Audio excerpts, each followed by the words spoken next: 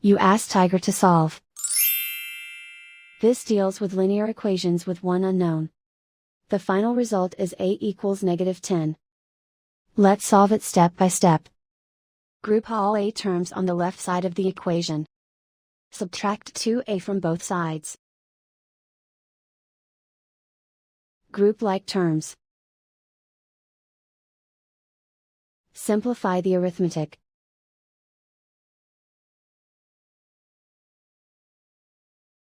Group all constants on the right side of the equation. Subtract 40 from both sides.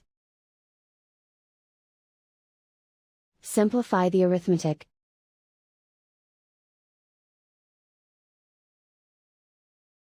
Isolate the a.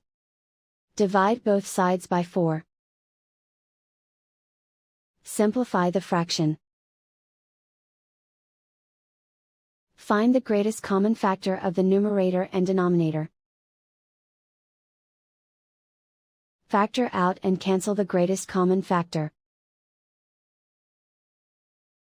And so the final result is a equals -10.